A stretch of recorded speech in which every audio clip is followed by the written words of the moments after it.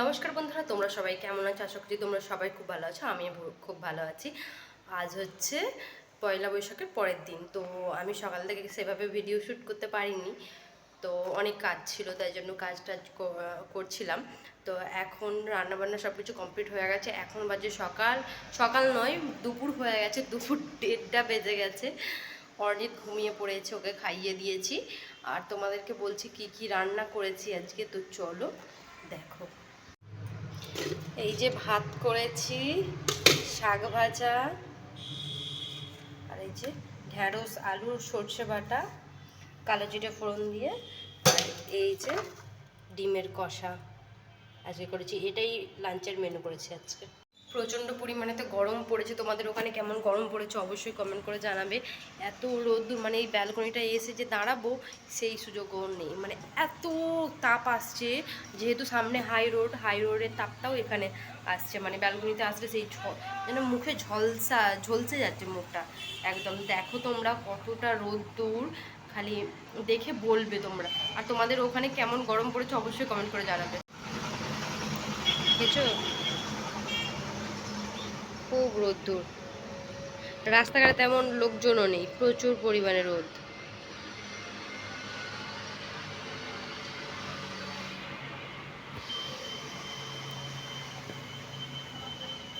গাছগুলোর অবস্থা খুব খারাপ হয়ে গেছে রোদের জন্য। নিচে নামিয়ে রেখেছি, ওপরটা রোদ লাগে তাপ লাগে বলে, তারপরেও দেখো গাছের গোড়া থেকে জল শুকিয়ে যাচ্ছে। এক্ষুনি জল দিতে হবে গাছগুলোতে।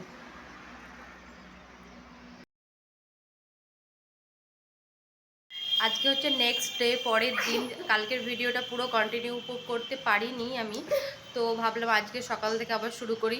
অনেক সকালে 6:30টার সময় ঘুম থেকে উঠেছি। উঠে ঘর ঝাড়ু দেওয়া, ঘর মোছা, জামা কাপড় কাচা, পুজো দেওয়া, স্নান করা, সব কিছু কমপ্লিট হয়ে গেছে। এখন সকালের নাস্তা বানাচ্ছি, ম্যাগি। অর্নিতাকে ম্যাগি খাবে বলেছে, তো চলো দেখতে থাকো কি করি না করি সব কিছু শেয়ার করবো। আজকে শ্যাম্পু করলাম চুলটা, আর ওর জন্য ভিজে, এখন ওর জন্য খুলে রেখেছি। আর এই যে এখন রান্না করতে চলে এসেছি। তো রান্না হচ্ছে, তখন ম্যাগি বানিয়ে আর তোমাদের সাথে কথা বলা হয়নি, কারণ ম্যাগি খেয়ে অর্নিতার আমি মানে শুয়ে শুয়ে ফোন দেখছিলাম।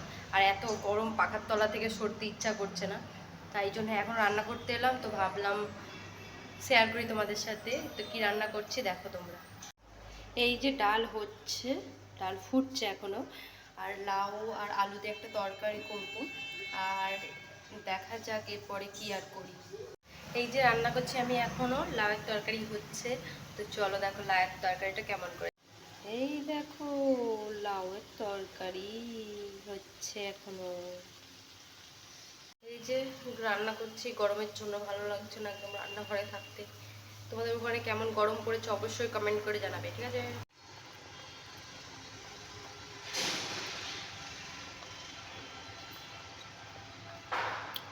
আমার রান্না প্রায় শেষের পথে। তো আজকের লাঞ্চ তোমাদেরকে শেয়ার করি কি কি রান্না করেছি, তো চলো।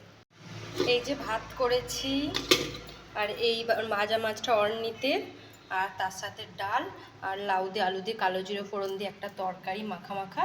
আর এই যে রুই মাছ এনেছিল মনে হয়, সেটা দিয়ে সর্ষে বাটা করেছি আজকে, কাঁচা লঙ্কা দিয়ে আর দিয়ে সর্ষেকে বেটে একটা ঝাল করছি।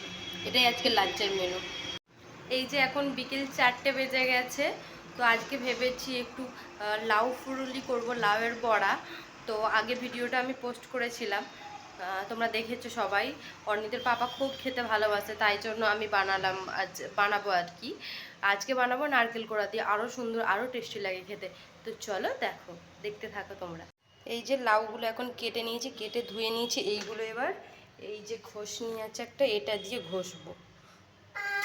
তারপরে এই নারকেলটা ফাটিয়ে নিয়েছি, মানে এটাকে কুড়িয়ে নেবো।